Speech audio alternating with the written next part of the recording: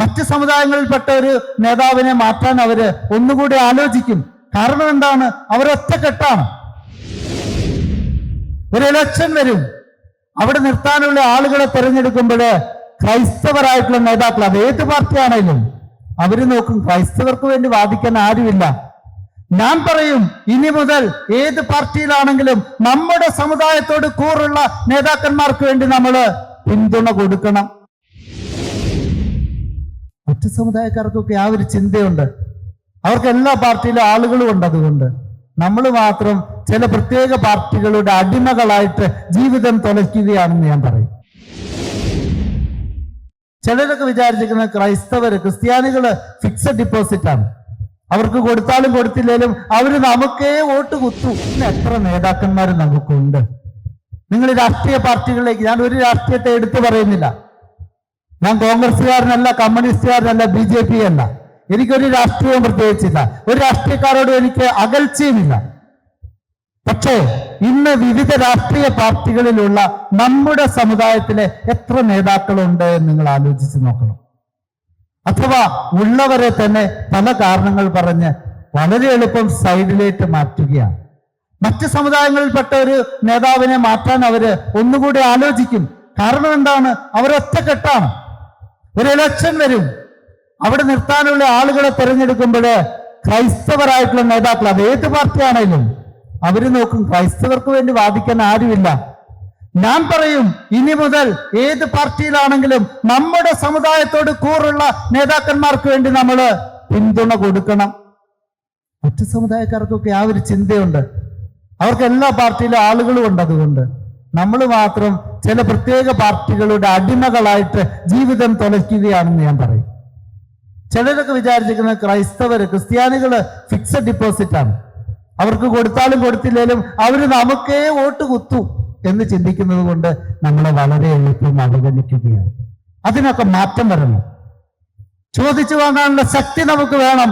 ഒരുമിച്ച് നിൽക്കണം. കഴിഞ്ഞ ദിവസം തൃശ്ശൂർ ആർച്ച് ബിഷപ്പ് ആൻഡ്രൂസ് പിതാവ് എന്നെ വിളിച്ചു പറഞ്ഞു, അച്ഛാ, കത്തോലിക്ക കോൺഗ്രസ് ഇവിടെ ശക്തമാകണം.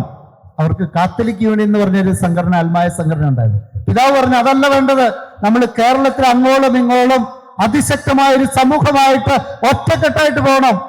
കഴിഞ്ഞ ദിവസം ചങ്ങനാശ്ശേരിയിലെ കത്തോലിക്ക കോൺഗ്രസിന്റെ നേതൃത്വത്തില് 30,000-ഓളം ആളുകളാണ് തെരുവിലിറങ്ങി നമ്മുടെ ആവശ്യങ്ങൾ ഒന്നൊന്നായി പറഞ്ഞത്.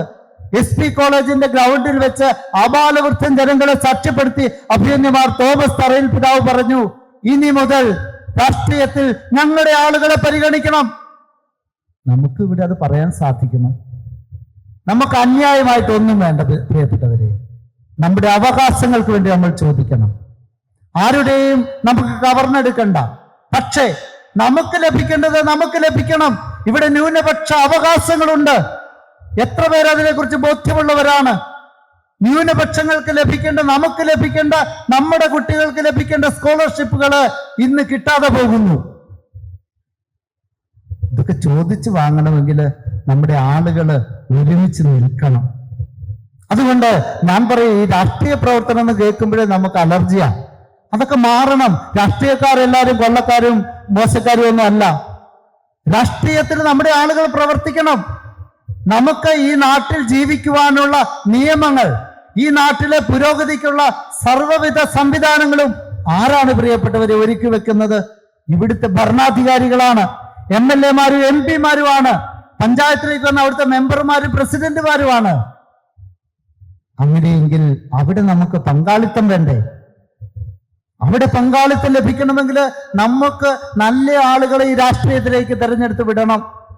മൂല്യബോധമുള്ള ക്രൈസ്തവ നേതാക്കന്മാര് വിവിധ രാഷ്ട്രീയ പാർട്ടികളിൽ വളർന്നു വരണം. അതിനുള്ള സംവിധാനം ഇനി മുതൽ കത്തോലിക്ക കോൺഗ്രസ് നടത്തും. ആരൊക്കെ എതിർത്താലും ആരൊക്കെ വിമർശിച്ചാലും കത്തോലിക്ക കോൺഗ്രസിന്റെ നേതൃത്വത്തില് ക്രൈസ്തവ സമുദായത്തിൽ നിന്നുള്ള നേതാക്കന്മാരെ ബോധപൂർവ്വം നമ്മൾ സൃഷ്ടിക്കും. അവര് സ്വന്തം കാര്യത്തിന് വേണ്ടിയല്ല, ഈ സമൂഹത്തിന്റെ നന്മയ്ക്ക് വേണ്ടി. നമുക്കറിയാമോ, ഈ കേരളത്തിന്റെ ചരിത്രം പഠിക്കുമ്പോൾ ഇവിടെ ആദ്യമായിട്ട് എല്ലാ വിഭാഗത്തിലുമുള്ളവർക്ക് ഗവൺമെന്റ് ജോലി ലഭിച്ചത് എങ്ങനെയാണെന്ന് നിങ്ങൾക്കറിയാമോ പ്രിയപ്പെട്ടവരെ? ഒരു കാലഘട്ടത്തില് നമ്മുടെ ഈ കൊച്ചു കേരളത്തില് ചില വരേണ്യ വിഭാഗങ്ങൾക്ക് മാത്രമേ ഗവൺമെന്റ് ജോലികൾ പ്രാപ്യമായിരുന്നുള്ളൂ. കൃത്യമായി പറഞ്ഞാൽ തമിഴ് ബ്രാഹ്മണരായ ചിലർക്ക് മാത്രമായിരുന്നു അന്ന് ഗവൺമെന്റ് ജോലി. കാരണം അന്നത്തെ കാലത്ത് ഈ ഗവൺമെന്റ് സ്ഥാപനങ്ങളൊക്കെ പ്രവർത്തിച്ചിരുന്നത് അമ്പലങ്ങളുമായിട്ട് ദേവസ്വവുമായിട്ട് ബന്ധപ്പെട്ടായിരുന്നു. അതുകൊണ്ട് തന്നെ അവിടെ അയിത്തമുള്ളവർക്ക് പ്രവേശനമില്ലായിരുന്നു. അതുകൊണ്ട് സാധാരണക്കാരായ ആൾ, ഈഴവർക്ക്, മുസ്ലിങ്ങൾക്ക്, ക്രിസ്ത്യാനികൾക്കൊന്നും ഈ പറഞ്ഞ ഗവൺമെന്റ് ജോലികൾ പ്രാപ്യമായിരുന്നില്ല. അതിനെതിരെ അതിശക്തമായ സമരം നയിച്ചത് നമ്മുടെ കത്തോലിക്ക കോൺഗ്രസിന്റെ ശക്തനായ ഒരു ആത്മായ നേതാവാണ്. അദ്ദേഹത്തിന്റെ പേരാണ് ഷെവലിയർ ഫരീദ് കുഞ്ഞിത്തൊമ്മൻ. കോതമംഗലക്കാരനാണ് അദ്ദേഹം. അന്ന് തിരുവിതാംകൂറിലെ ഒരു MLC ആയിരുന്നു അദ്ദേഹമാണ് ഈ വിഷയം ആദ്യമായി ഉയർത്തിക്കൊണ്ടുവന്ന് അതിശക്തമായ പ്രക്ഷോഭമുണ്ടാക്കിയത്. അതിനുശേഷമാണ് ഇവിടെ മുസ്ലിങ്ങൾക്ക്, ഈഴവർക്ക്, ക്രിസ്ത്യാനികൾക്കൊക്കെ ഗവൺമെന്റ് ജോലി ലഭിച്ചത്. ഞാൻ ഈ പറയുന്നതൊക്കെ ചരിത്ര സത്യമാണ്. നിങ്ങൾക്ക് ചരിത്രത്തിന്റെ രേഖകൾ പരിശോധിച്ചാൽ മനസ്സിലാകും. ഈ കേരളത്തില് ഇത്തരത്തിലുള്ള അനേകം പുരോഗമനപരമായ നടപടികൾക്ക് കാരണമായത് കത്തോലിക്കരായ സമുന്നതരായ ആത്മായ നേതാക്കന്മാരുടെ ഇടപെടലിലൂടെയായിരുന്നു. നമ്മളുടെ എത്ര പേർക്ക് ഇതൊക്കെ അറിയാം? നമുക്ക് ഈ ചരിത്രമൊന്നും പലപ്പോഴും അറിയത്തില്ല. അതാണ് നമ്മുടെ പ്രശ്നം. നമ്മുടെ തലശ്ശേരി അതിരൂപത ഉണ്ടാകാൻ കാരണം ഒരു ടിസ്റങ് പിതാവാണ്, കർദിനാളായിരുന്നു അദ്ദേഹം. ഇറ്റലിയിൽ നിന്ന് ഇവിടെ വന്നു. നമ്മുടെ ഈ സ്ഥിതിഗതികളൊക്കെ ഉണ്ട്. പേരാവൂരാണ് ആദ്യം വന്നത്. ഇവിടെ ഒരു രൂപതയില്ലായിരുന്നു അന്ന്. ഭാരതപ്പുഴയ്ക്ക് ഇപ്പുറത്തേക്ക് നമുക്ക് സുറിയാനിക്കാർക്ക് രൂപതയില്ലായിരുന്നു. അപ്പൊ അദ്ദേഹം പറഞ്ഞൊരു വാക്ക് എപ്പോഴും വള്ളോപ്പള്ളി പിതാവ് ഓർമ്മപ്പെടുത്തുമായിരുന്നു. I love your church because I know her history. ഞാൻ നിങ്ങളുടെ സഭയെ സ്നേഹിക്കുന്നു, കാരണം നിങ്ങളുടെ ഈ സഭയുടെ ചരിത്രം എനിക്കറിയാമെന്നാണ് പറഞ്ഞത്. പ്രിയപ്പെട്ടവരെ, നമ്മൾ നമ്മുടെ ചരിത്രം പഠിക്കണം. ഈ ഉളിക്കൽ പ്രദേശത്ത് നമ്മുടെ പൂർവ്വ പിതാക്കന്മാർ ചെയ്ത മഹത്തരമായ കാര്യങ്ങളെ കുറിച്ച് നമ്മുടെ മക്കൾക്ക് നമ്മൾ പറഞ്ഞു കൊടുക്കണം. നമ്മളിതൊന്നും ആലോചിക്കാതെ അങ്ങ് ജീവിച്ചു പോവുകയാണ്. നമ്മുടെ കാരണവന്മാർ ചെയ്ത നല്ല കാര്യങ്ങൾ എത്ര മക്കൾക്കറിയാം? അതുകൊണ്ട് നമ്മൾ ഈ ചരിത്രത്തെക്കുറിച്ച് ബോധമുള്ളവരായിരിക്കും. നമ്മുടെ സമുന്നതരായ ആത്മായ നേതാക്കളെ കുറിച്ച് നമ്മൾ പഠിക്കണം, പഠിപ്പിക്കണം. നമ്മുടെ സമുദായം ഒറ്റക്കെട്ടായി വളരണമെങ്കിൽ അത് ആവശ്യമാണ്. ഇന്നും നമ്മുടെ സമുദായം, കഴിഞ്ഞ ദിവസം ഞാൻ ഒരു സ്ഥലത്ത് പോയി ഇതുപോലെ പ്രസംഗിച്ച്, അവിടെ ഫൊറോന സമ്മേളനമുണ്ട്. അത് കഴിഞ്ഞപ്പോൾ ഒരു ചേട്ടൻ ഒരു കൊച്ചിനെയും കൊണ്ട് വന്നു. അച്ഛാ, ഇവന് +2 ഫുൾ A+ ആണ്, പക്ഷേ പഠിപ്പിക്കാൻ വകയില്ല. പള്ളിക്കാർ പണിത് കൊടുത്ത വീട്ടിലാണ് അവൻ താമസിക്കുന്നത്. അവർക്ക് സ്വന്തമായി വരുമാനമില്ല. ഒന്ന് സഹായിക്കാവോ എന്ന് ചോദിച്ചു. ഞാൻ അവിടെ ആ മീറ്റിംഗ് പറഞ്ഞ് അവരോട് പറഞ്ഞു, ഇതിന് പഠിക്കാനുള്ള ഫീസ് അടച്ചു കൊടുക്കാനുള്ള സംവിധാനം ഞാൻ ചെയ്തു. അവിടെ ബാക്കി ഉണ്ടായിരുന്ന പെരിങ്ങാല ഇടവകയിലുള്ള ആളുകൾ പറഞ്ഞു, ഞങ്ങൾ അവന്റെ ഹോസ്റ്റൽ ഫീസ് കൊടുക്കാം. ആ കൊച്ചിപ്പോ പഠിക്കുകയാണ്, തീരാനായി. ഇതുപോലെ അനേക സംഭവങ്ങൾ നമ്മുടെ ഇടവകയില്, നമ്മുടെ സമുദായത്തില് പഠിക്കാൻ കഴിവുള്ള എന്നാൽ പഠിക്കാൻ സാമ്പത്തിക ശേഷിയില്ലാത്ത മക്കളുണ്ട്. അവരെയൊക്കെ ആര് സംരക്ഷിക്കും? ഞാൻ പറയും, നമ്മുടെ സമുദായം സംരക്ഷിക്കണം. അതാണ് നമ്മുടെ കൂട്ടായ്മയുടെ അർത്ഥം. രോഗത്താൽ വലയുന്ന എത്രയോ ആളുകളുണ്ട്. കഴിഞ്ഞ ദിവസം ഒരു മനുഷ്യന് 3-4 സെന്റ് സ്ഥലമേ ഉള്ളൂ. അദ്ദേഹത്തിന് വാർക്കപ്പണി എടുക്കുന്ന ആളാണ്. അവരുടെ വീട്ടില് 2 മക്കളാണുള്ളത്. ചേട്ടനും ചേർത്തി 2 മക്കളും പെൺമക്കളുമാണുള്ളത്. ഇദ്ദേഹത്തിന് ഒരു പ്രത്യേകതര അസുഖം വന്നു. ഈ സൈനസില് ഫംഗസ്, ബ്ലാക്ക് ഫംഗസോ അങ്ങനെ കണ്ട ഒരു അസുഖമാണ്.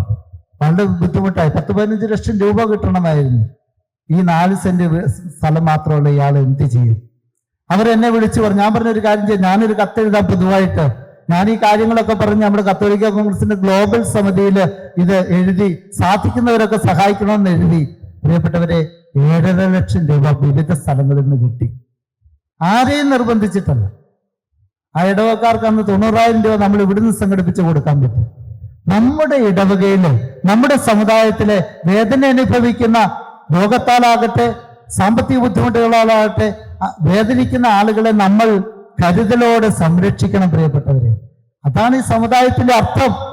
ഓരോരുത്തരും സ്വന്തം കാര്യം മാത്രം നോക്കിപ്പോയാൽ പോരാ. മറ്റുള്ളവരെ കുറിച്ചുള്ള കാഴ്ചപ്പാട് നമുക്ക് വേണം.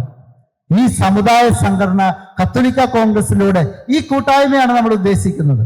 പലപ്പോഴും നമ്മൾ പറയും, മുസ്ലിം സഹോദരങ്ങളെ കണ്ടുപഠിക്കണം. അതെ, കണ്ടുപഠിക്കണം. അവരുടെ ഇടയിലുള്ള കൂട്ടായ്മ നമ്മൾ കണ്ടുപഠിക്കണം. അവരെ വെറുതെ കുറ്റപ്പെടുത്തിയിട്ട് കാര്യമില്ല. ചിലരൊക്കെ ബോധപൂർവം മറ്റു മതങ്ങളെ കുറിച്ച് സ്പർദ്ധ ഉണ്ടാക്കുക. ഞാനതിനാളല്ല. ആരെയും കുറിച്ച് നമുക്ക് വെറുപ്പും വിദ്വേഷവും വേണ്ട. അവരുടെ കൂട്ടായ്മ അവർക്ക് നല്ല കാര്യമാണ്. നമുക്ക് എന്തുകൊണ്ട് അതുപോലെ പരസ്പരം സഹായിച്ചുകൂടാ? പരസ്പരം താങ്ങായി തണലായി നിന്നുകൂടാ? നമ്മുടെ അവകാശം കൂടി കവർന്നെടുക്കാമെന്ന് നമുക്ക് പറയാം. പ്രിയപ്പെട്ടവരെ, നമ്മുടെ ഈ കാര്യങ്ങളൊക്കെ ചിന്തിക്കണം. കത്തോലിക്ക കോൺഗ്രസ് പറയുമ്പോൾ ആർക്കോ വേണ്ടിയുള്ള ഒരു സംഘടനയല്ല, നമുക്ക് വേണ്ടിയുള്ളതാണ്, എനിക്ക് വേണ്ടിയുള്ളതാണെന്ന് ഓരോരുത്തരും ചിന്തിക്കണം.